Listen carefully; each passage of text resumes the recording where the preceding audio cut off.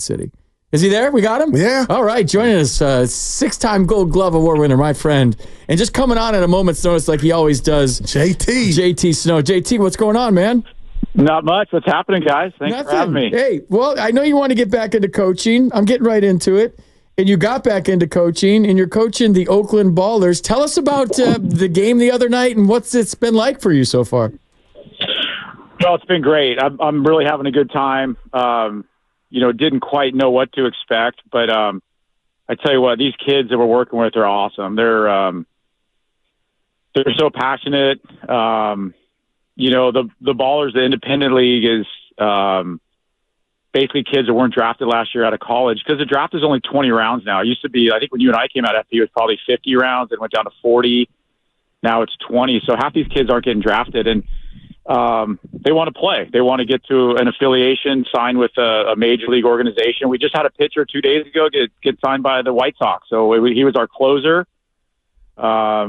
Great kid, Tyler Davis, out of Sam Houston State in Texas. And just to see the look on his face and the smile, and we told him, he was reporting to Arizona yesterday for physical, told him to not forget about the little people when he gets to the big league. So he was all smiles. So it's been a lot of fun. We opened up at Raimondi Park on Tuesday night. We lost a tough one to the team from Davis, but we won last night. And kids are fired up. It's been a lot of fun. Once the game starts, it's, your competitive juices come back. You want to win, and you just want the best for these kids. So the people sold out, like 4,100 people, and they put this stadium together in like 2 months, all new field, put some stands up, and it's a pretty cool atmosphere. So I'm having a blast, and it's great to be around the game again and working with these kids.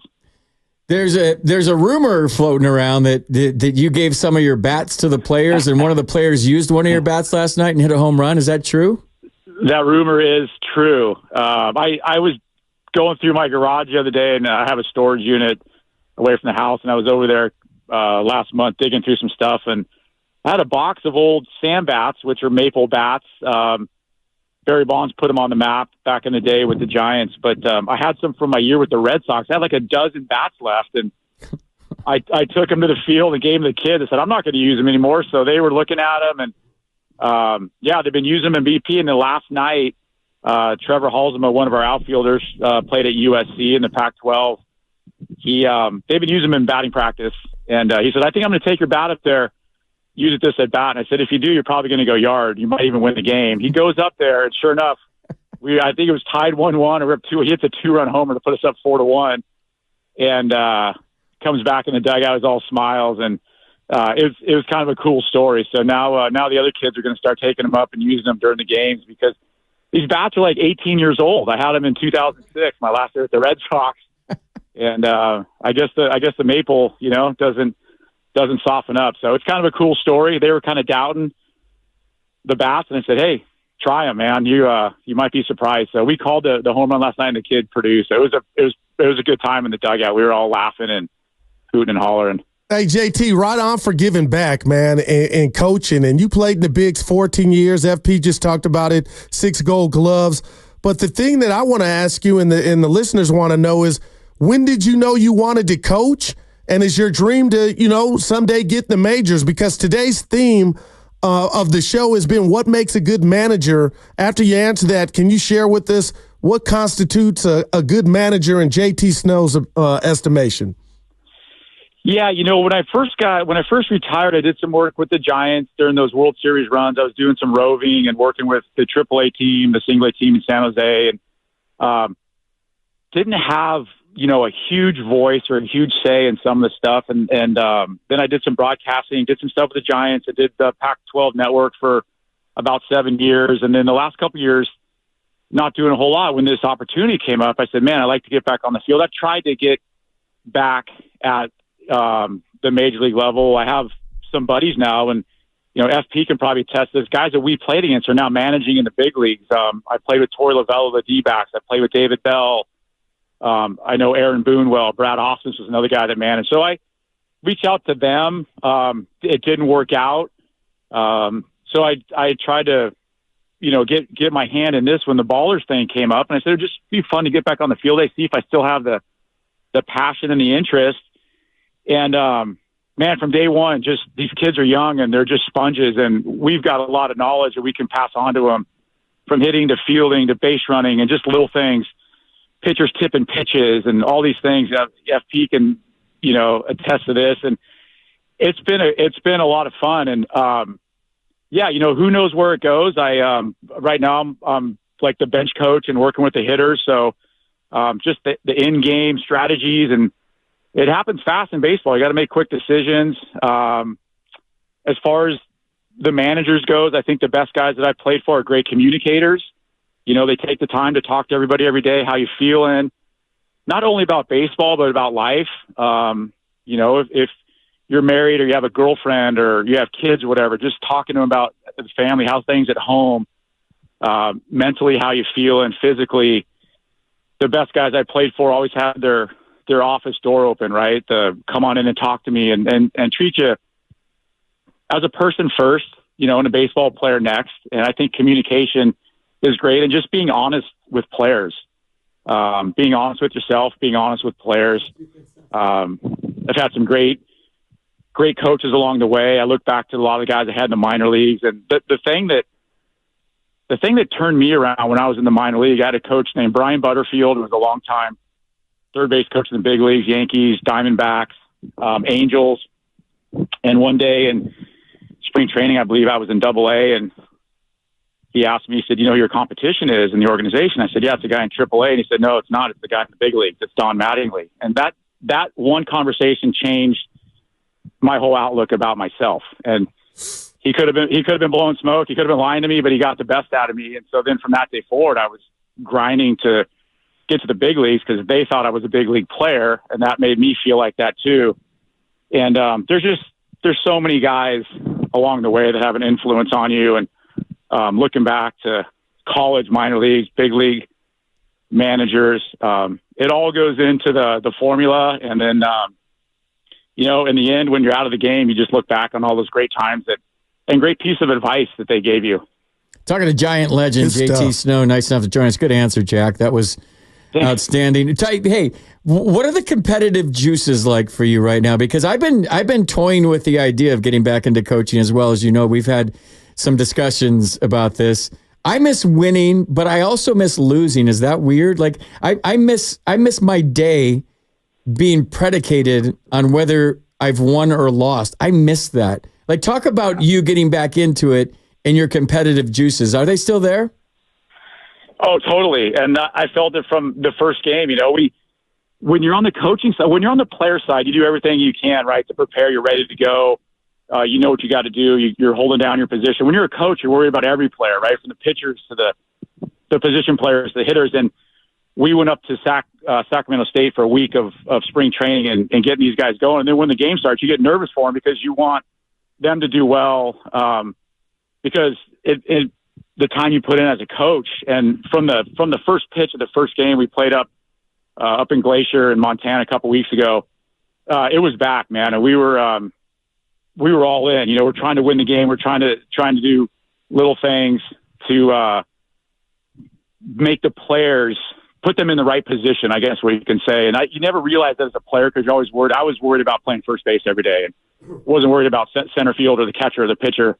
I was worried about my job. Now you're worried about all the jobs. And, and the best part is after the game when you win, it doesn't get old. The three coaches I'm coaching with, we, after a win, we sit in the coach's room, we crack a beer, celebrate, and feels good. And when you lose, you're upset. And these kids get it. They're quiet, and we talk to them a lot about not putting yourself first. When you lose and have a good game, don't be that guy that's walking around head high and be happy, and vice versa. The team comes first.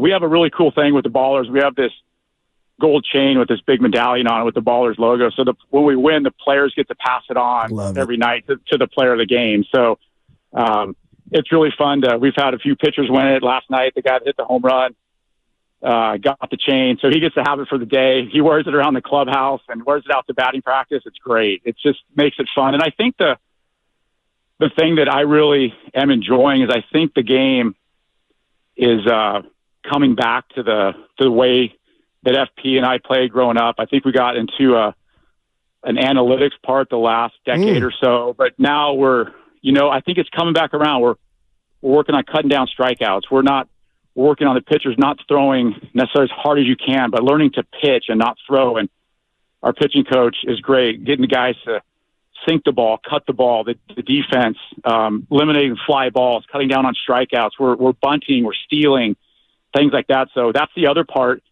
that I wanted to be a part of, because I think the game is coming back around. And I think there's still analytics, and we still get the numbers that even at our level, we have an analytics kid that gives us printouts and videos. It's pretty amazing. We have the TrackMan that does balls and strikes. But it's been fun. I think the game's coming back around, and I think the fans are liking it. JT, I appreciate you sharing that. I got to tell you a funny story because you sound fired up also. My dad, that's my guy. He called me the other morning. I go, oh, man, what's wrong? He's like, what can you tell me about the Oakland Ballers? I'm like, Pops, I'm on my way to work. I'll call you back. But he was juiced. You mentioned it. You had about 4,000, 4,200 people out there. And unfortunately, JT, I don't got to tell you what's going on with the A's. They're going to relocate. Do you feel the excitement of, like, the city of Oakland has kind of adopted the Ballers? It's like their thing and their team. Can you feel that? Absolutely. We felt it the first night, and they had and they were there last night too. You guys are familiar with the Oakland 68s, right? The guy that leads that, because the A's came to Oakland in 1968 from Kansas City. He's been at the game both nights. They've had the drums out. They're flying the flags, the Oakland flags, wow. and it's a lot of. Last night we maybe had half the crowd, but they're loud and they're into it. And our whole thing is this team is for the community, the city of Oakland, to back them, to come out, and everyone loves to come out and decompress. And baseball is a great way for 3 hours, forget about problems and forget about differences, and come out and root a team on and watch these kids play. And our motto is to play smart, to play hard, play fast. And, the fans they're out there, and the chants, let's go Oakland, the drums are out, the flags are flying. And, that's what's up. The hot dog man, I think the hot dog man's been out there. I know he goes to the A's games. The last dive bar, the guy that runs that, he's been out to the game. So a lot of these people supporting baseball in Oakland for all these years, they're coming out to these games. So it's really fun. And the kids are picking up on it. They're getting a little adrenaline, they're getting a little juice, and they're getting a fun time to play in front of some people. So, I mean, this is for everybody listening. When you play baseball your whole life, that's the one thing you know. You know you practice your whole life to hit a baseball, catch a baseball, be a good teammate, win games, lose games. And when you're done playing, you really don't know what's next because you've only done one thing your whole life. It's not like we're well-rounded. Like we go to the opera, we read books, we travel for a living. We know one thing, baseball. When that's taken away from you, wow. and you don't know what's next. And I think in JT's case, he tried broadcasting. He's been a special assistant to the special assistant. And I'm listening to him talk, and this is a guy I've known since, I don't know, we were in A-ball together. And JT, have you found your calling after baseball? Because I don't know that I've heard you this happy in a long time. Yeah, I think I have. I think it's just, I didn't know how, it was going to work out or how it would feel. But it's been great. Like you said, FP, I mean, I played baseball the first year when I was 6 years old. I retired at 38. That's 32 years of baseball every year, right? Little league to high school, to summer ball, to college, to minor leagues. And then when you're done, you do other things, like you said. But, I still watch games, and we talk to the TV, and this pitch should be here, and the cutoff man's got to go there, and you got to move him over, and 3-2, you got to run them, and it never leaves our blood. And then when you get back at it, it all comes back. And just, the fact that you can pass this stuff on to these kids. I was talking to a kid the other night in the dugout, and he said, hey, he had a couple hits, and he said, you ever feel slow and sluggish and like you don't have your best? And I said, all the time. And he said, yeah, I just, learning to play every day, right? We play 6-game series. So we play Tuesday through Sunday, then every Monday's off. And he's like, yeah, I got a couple jam shots for base hits, but my bat feels slow. And I said, the other team doesn't know that, right? They're pitching you in, they're jamming you, but they don't know you feel tired. And I said, tomorrow they're going to come out and they're going to try and work you inside again. And guess what? You back off the plate a little bit, you get the head out, and then you start hitting some doubles and homers. So these kids are learning. It's fun to be a part of. And yeah, like you said, FP, it's what we know, and it comes back so fast when you get on the field. Just the little things, thrown to the right bases, and watching a hitter and seeing how we can pitch to them, and they got a long swing, or they've got an uppercut, or they're pulling off the ball. How we can tell the pitchers, because I'm big in the hitters talking to pitchers and pitchers talking to hitters. How would you get me out? How would you pitch to me? Same with the pitchers. What are you looking for off me? Things like that. Just a conversation. We have this with these kids, and it's been a blast. Oh, awesome stuff, JT. I mean, you sound happy. Continue success. We know you're busy. Thanks for popping on, man. You got it anytime. Hope to see you guys out of the game. Jack, yeah, thanks, buddy. We're coming. JT Snow.